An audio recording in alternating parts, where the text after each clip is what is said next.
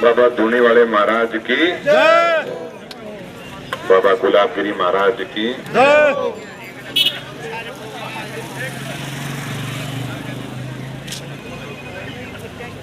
यहाँ पर उपस्थित परम आदरणीय मेरे पिता तुल्य बुजुर्गों, जहां तक मेरी आवाज जा रही है सुनने वाली परम आदरणीय मातृशक्ति,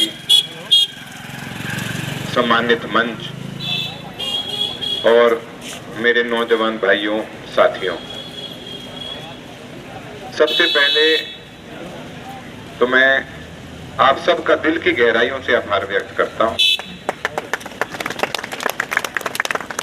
आप यहां पर एकत्रित हुए, काम का समय है, गर्मी कम होने का नाम नहीं ले रही और आप यहां पर एकत्रित हो मेरी आवाज सुनने के लिए, तो मैं आप सबका आभार व्यक्त करता हूं। और यहां पहुंचने पर आपने मेरा मान सम्मान बढ़ाया। गांव की तरफ से सरपंच साहब ने मुझे पगड़ी भेंट करी और मुझे पगड़ियां दी, भेंट करी। मेरे ऊपर सिर्फ इन्हीं पगड़ियों का भार नहीं है, मेरे ऊपर हर उस पगड़ी का भार है जो आप सबने, आप सबके परिवारों ने, गांव ने मेरे दादाजी के सिर पे भी रखी। और मैं आपको इस बात का विश्वास दिलाता हूं, आपकी दी हुई हर एक पगड़ी का हमेशा मान सम्मान रखूंगा, कभी इसको झुकने नहीं दूंगा। सबसे पहले मैं आपके बीच में इस पावन धरती पर पहुंचकर मैं बहुत खुश हूं, क्योंकि यहां पर विनोद का अगर नाम लिया जाता है तो बाबा जी का भी, महाराज जी का भी, यहाँ पर एक अच्छी संगत का नाम लिया जाता है। तभी यहाँ पर 36 बिरादरी इतने अच्छे से आपस में भाईचारा प्रेम भाव में रह रहे हैं। ये एक, मैं समझता हूँ ये एक प्रेरणा का सूत्र है। तो मैं यहाँ पर आकर बहुत खुश महसूस करता हूँ, क्योंकि मेरे भी यही सोच है कि सब साथ चलें, भाईचारा सबका साथ बना रहे और सबको एक नजर से देखा जाए और बिना किसी दूसरी भावना के सद्भावना रखकर सबका समान विकास कराने की कोशिश करी जाए।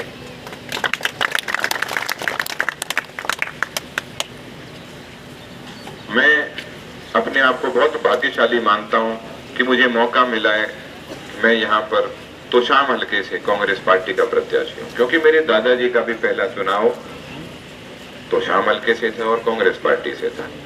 और आज मुझे प्यार भी पूरे हलके में इस तरीके से मिल रहा है जैसे एक समय दादाजी को मिला करता। जैसा कि अभी पहले बताया गया था, जितने भी हमारे कांग्रेस पार्टी के प्रत्याशी सबके सबने एक फैसला कर रखा था कि भाई जिसको भी टिकट मिलेगी हम कांग्रेस पार्टी की मदद करेंगे, क्योंकि भारतीय जनता पार्टी के शासन में किसान दुखी रहे हैं, बेटियां दुखी रही हैं, खिलाड़ी दुखी रहे हैं। और भाई सबसे बड़ी बात अगर मैं कहूं इन सब के साथ में, देखो हमारा इलाका कृषि प्रधान क्षेत्र है। आज के दिन भी अगर आप देख लो, डीएपी की समस्या आपके सामने है। मैं अगर आपको कहूं बीज की खरीद से लेकर फसल की बिक्री तक हर पड़ाव पर किसान को मुसीबतों का सामना करना पड़ता है, तो ये गलत नहीं होगा। आज कांग्रेस पार्टी है जो भाई एमएसपी की बात कर रही है, कांग्रेस पार्टी है जिसने ये कहा है कि भाई बुढ़ापा पेंशन 6,000 होगी और घर में अगर दादा दादी दोनों हैं तो घर में 12,000 होगी, महिलाओं को 2,000 मिलेंगे, बिजली 300 यूनिट फ्री, गैस सिलेंडर 500 का, 2 लाख रोजगार। बहुत सारी ऐसी बातें हैं जिसको देखकर ये साफ हो जाता है कि भारतीय जनता पार्टी के अगर कार्यकाल को आप देखें तो वो अमीरों के लिए, और कांग्रेस पार्टी की आप घोषणा देखें तो आप देखेंगे कि गरीबों के लिए, मध्य रोजगार, जो मिडिल इनकम लेवल है उनके सबके बारे में सोच कर है। और ये हमारे लिए बहुत जरूरी है, क्योंकि आज के दिन जो समस्याएं, सब जिन समस्याओं को देख रहे हैं, जिन समस्याओं से जूझ रहे हैं, वो सिर्फ जो आने वाली सरकार है, कांग्रेस पार्टी की सरकार बननी तय है, कांग्रेस पार्टी की सरकार पक्का बन रही है और उसमें आप ही का भाई, आप ही का बेटा, आपका प्रत्याशी यहां से जीतकर आपका प्रतिनिधित्व करेगा। तो राज कांग्रेस पार्टी का आएगा और 10 साल से तोशाम हल्का राज से वंचित रहा है, जो इस बार हम सब साथ मिलकर उस चीज को दूर कर रहे हैं कि तोशाम हल्का राज में रहे। और उसके बाद मेरी जिम्मेवारी, आप मुझे यहां से जिताकर भेजो, मेरी वोटों के साथ साथ सपोर्ट की मैं अपील करता हूं, आप मेरी मदद करो, मुझे यहां से जिताकर भेजो। उसके बाद जिम्मेवारी मेरी है, आपका कोई भी काम होगा, हर काम के लिए आगे मैं तैयार मिलूंगा। जैसा कि बोला गया, मुझे बिचौलिया चाहिए नहीं, मुझे भाई चाहिए, मुझे साथी चाहिए, मुझे वर्कर चाहिए, मुझे बिचौलिया नहीं चाहिए। क्योंकि एक सीधी सी बात है, भाई साथी वर्कर तो जोड़ते हैं और बिचौलिया तोड़ा करें। क्यों? वो आपके किसी के अगर मान लो कुटुंब के 60 वोट होंगे, उनमें अपने 2 मिला के न्यू कर देगा जी हमारे 65 वोट थे। वो न्यू कौन बताओ कि मेरे 2000 इनके 60 हैं। और जो भाई और साथी वर्कर होता है वो 60 बता देता है जी मेरा तो 1 के वोट है, भाई इनके 60 वोट। तो वो पहचान सबकी बनवाता है, मिलवाता है और मुझे सीधा संपर्क ही चाहिए। तो आप में से किसी को कभी कोई काम होगा, आपको कोई ये कहने वाला नहीं होगा कि पहले एक को ले आओ या उस फलाने को लेके आओ। जब आप मेरी मदद कर रहे हो, जब आप मेरी मदद कर रहे हो, मुझे वोट दे रहे हो, तो उसका सर्टिफिकेट कोई दूसरा क्यों दे। और एक सबसे बड़ी बात यह है कि मैं सबके सिर का हूं भाई, मैं तारा था मेरे, मैं सबके सिर का हूं, सभी का मेरे ऊपर बराबर अधिकार है। तो कोई ये भी मत सोचना कि भी कल को अनिरुद्ध बन जाएगा तो किसी एक की सुनेगा, 2 की सुनेगा और नहीं भाई, मेरे को सबकी सुननी है, सबकी चाल है।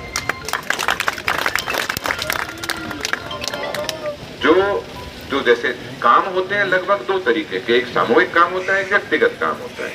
जो सामूहिक काम होता है वो भाई सबकी सलाह के साथ में किया जाता है और भाई विधायक को सरपंच के साथ में मिलकर और जो मौजूद व्यक्ति हैं उनके साथ मिलकर सलाह मशवरा कर सामूहिक काम करना चाहिए। और जो व्यक्तिगत काम है वो तो उस व्यक्ति और मेरे बीच की बात है, उसमें किसी तीसरे का कोई रोल नहीं। कोई ये मत सोच लेना कि आपको कोई काम होगा तो कोई तीसरा उस काम को टला देगा। ये भी मैं आपको बताता हूँ, मैं इंसान हूँ, ऐसा नहीं है मेरे से गलती नहीं होगी, भाई गलती भी होगी, पर इतना जानता हूँ परिवार के बीच में गलती कभी हो गई तो उसकी माफी मांगने में मुझे कोई शर्म नहीं है, पर गलती होगी तो उसको सुधारने के लिए भी पूरा जोर लगाऊंगा। मैं अपनी बात जैसी है मैं साफ बताता हूँ, मुझे आदत इस चीज की है भाई, अगर मेरे से कोई काम होगा तो आप वो काम कर दिया जाएगा, उसमें कोई ना टाल मटोल ना कोई, और कोई काम मेरे बस की नहीं होगी तो मैं बता दूंगा कि ये मेरे बस की नहीं है और इस कारण से मेरे बस की नहीं। जो बात होनी चाहिए सीधी होनी चाहिए। और एक बात मैं आपको और बताता हूं, देखो अब अगले 10-11 दिन का चुनाव है, ये हम सबको बहुत मजबूती से लड़ना है। इस समय हम इस समय दूसरे प्रत्याशियों से बहुत आगे चल रहे हैं, पर हमें ये मजबूती बना कर रखनी है। मैं इसीलिए भाई आपका प्रोग्राम मैंने बाकी जगह करने के बाद का रखा था, क्योंकि मैं आप पे पूरा ध्यान देना चाहता। ये एक बहुत बड़ा गांव है और 36 बिरादरी का गांव है, मैं सबसे सीधा संपर्क करना चाहता हूं। मैं इसलिए आज आपके बीच में है कि मैं यहाँ पे आज समय बिता सकता हूँ। जब दिमाग में ये होता है कि आगे 10 गांव और करने हैं, 6 गांव और करने हैं, 9 गांव और करने हैं, 15 गांव और करने हैं, तो उस समय पूरा दिल और मन लगाकर बातचीत नहीं हो सकती। इसलिए जब लगभग सारे गांव हो गए, उसके बाद मैंने 2-3 जो मेरे लिए जरूरी गांव हैं, बहुत बड़े गांव हैं, बल्कि कस्बे हैं, मैं इसलिए उनके लिए मैंने अच्छे से समय निकाल कर रखा, ताकि आप सीधा संपर्क हमारा रहे, अपनी सीधी बात हो, आप मेरे विचार सुने, कोई किसी के मन में किसी प्रकार की कोई बात हो जो करनी हो वो भी हम बैठ के कर सकें, क्योंकि एक नए युग की शुरुआत अब होने जा रही है। भगवान ऐसा मौका 15-20 साल में एक बार देता है जब आपको पता है सरकार कांग्रेस पार्टी की आ रही है, और जिस पार्टी की सरकार आ रही है उसका प्रत्याशी आपके बीच में आप ही का अपना बेटा और भाई है, जिसकी आप जब मर्जी बांह पकड़ सको, जब मर्जी बात कर सकते हो, कोई बात हो आप बिना किसी फिल्टर के बात कर सकते हो। मैं काले चश्मा को नहीं पहनूं, जो बात हो सीधी हो। और दूसरी अगली बात ये आ जाती है कि जिस पार्टी का राज होगा उसी पार्टी से और उसी राज में सरकार से काम कराए जाते हैं, और वहां आपका प्रतिनिधि मजबूत होना चाहिए। ऐसा होना चाहिए भाई जो एक तो पहली बात भाई जो सरकार है, सरकार में उसका हिस्सा है, भाई मैं ये आपको बांटता हूं, मुझे इस चीज का भी फायदा मिलता है, मैं जिस परिवार से आता हूं उसकी जिम्मेवारियां भी बहुत हैं, पर साथ के साथ में उस परिवार से आने का मुझे फायदा भी इस बात का है कि जो मेरी बात सरकार में जब मैं रखूं तो उसको और गंभीरता से लिया जाएगा। और आज के दिन पिछले 10 साल से सरकार में ना रहने के कारण हमारा इलाका पिछड़ता चला गया, चाहे वो रोजगार के मामले में, चाहे वो विकास के मामले में हो, चाहे वो पानी के मामले में हो, पानी की समस्याओं के मामले में हो, हर तरफ से हमारा इलाका पिछड़ता चला गया। हमें आज ये मौका मिला है कि अपना इलाका वापस विकास के पथ पर हम खड़ा करें, वापस हम मजबूत बने। तो इसलिए ये चुनाव सिर्फ कांग्रेस का, अनिरुद्ध का ऐसा नहीं, ये हम सबका चुनाव है। हमारे भविष्य के लिए, जो हमारे बच्चे हैं उनके भविष्य के लिए चुनाव बहुत जरूरी है। कांग्रेस पार्टी का उसमें जीतना बहुत जरूरी है। मैं कहता हूं विनोद के लिए ये बहुत जरूरी है कि बाकी सारी चीजों को छोड़कर इस बात पर ध्यान आकर्षित करें कि हमें अपने खुद के गांव में काम कराना है, हमारे खुद के गांव में हमें आगे बढ़ना है। तो उस चीज के लिए ये बात बहुत जरूरी है कि बाकी सब चीजों को छोड़कर एक तरफ हमें विकास की तरफ सोचना है। देखो मेरे दादाजी थे, वो विकास पुरुष के नाम से जाने गए, हरियाणा निर्माता कहलाए गए, वो किसी जाति विशेष के नाम से नहीं जाने गए। भाई वो क्या थे, क्या बोलते थे, भाई हरियाणा का नेता है, कहाँ का है, भिवानी का है। किस चीज के लिए, भाई खुदरे काम करवाए, खूब काम करवाए। तो अपने आप ये उत्तरदायित्व मेरे ऊपर भी आता है, जिम्मेवारी मेरे ऊपर भी आती है कि भाई सबको एक नजर से देखकर, सबको साथ देकर, 36 बिरादरियों को साथ देकर विकास के बारे में सोचना है, विकास के काम करना, विकास कराना है। और इस चुनाव में तो एक ऐसी खास बात हो रखी है जो मैं आपको बताऊं, मैं ये चुनाव अपनी मर्यादा में रहकर लड़ रहा हूं।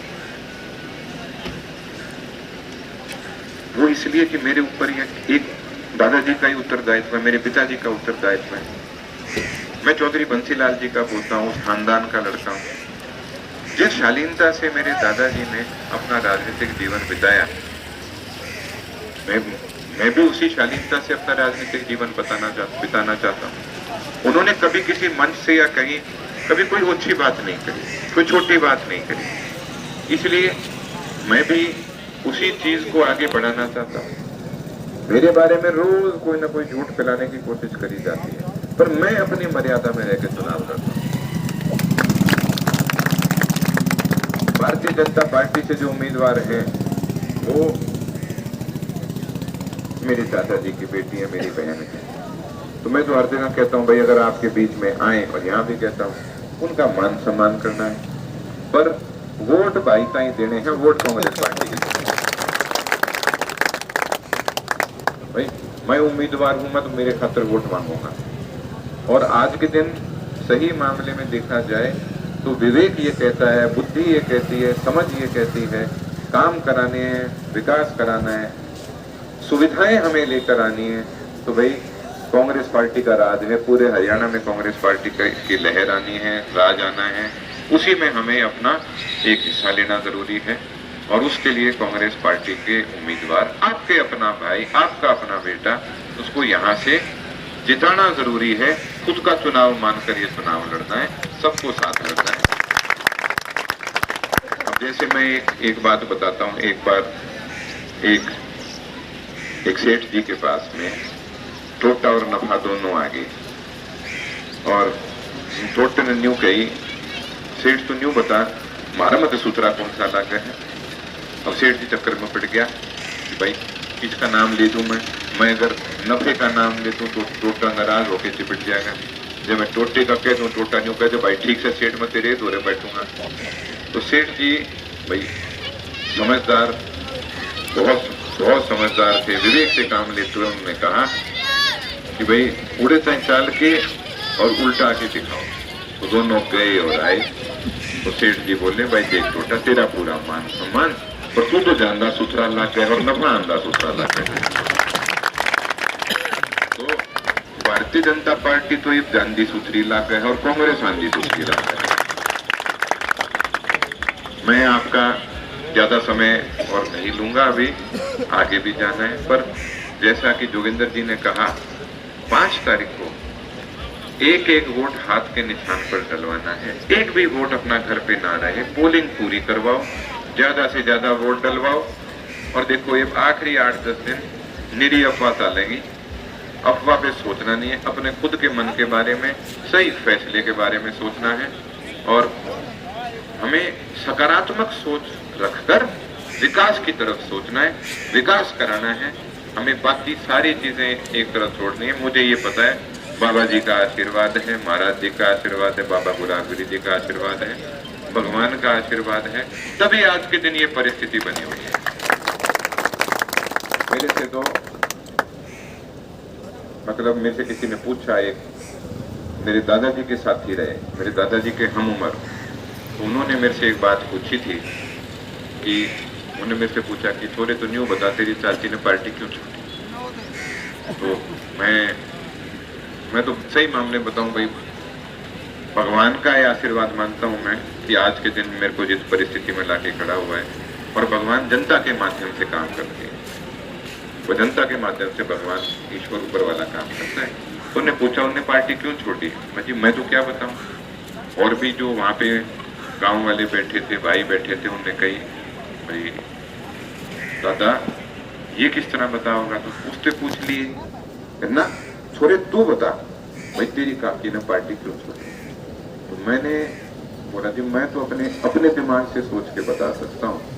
बता मैं जी मेरी चाची जी ने पार्टी इसलिए छोड़ी मुझे क्योंकि मेरा बहुत ठीक आ रहा। तो ये कहीं ना कहीं एक अच्छे वक्त का संकेत है। इलाके का भी मेरे हिसाब से भगवान की दया से अच्छा वक्त आने लग रहा है, हरियाणा का भी आने लग रहा है, मेरा भी आने लग रहा है। आप सबके सहयोग से, साथ से, आप मेरा परिवार हो, आपके आशीर्वाद और प्यार से मैं यहाँ से जीत के निकलूंगा। और उसके बाद भी मेरा यही तरीका रहना है, क्योंकि ये मेरा स्वभाव है।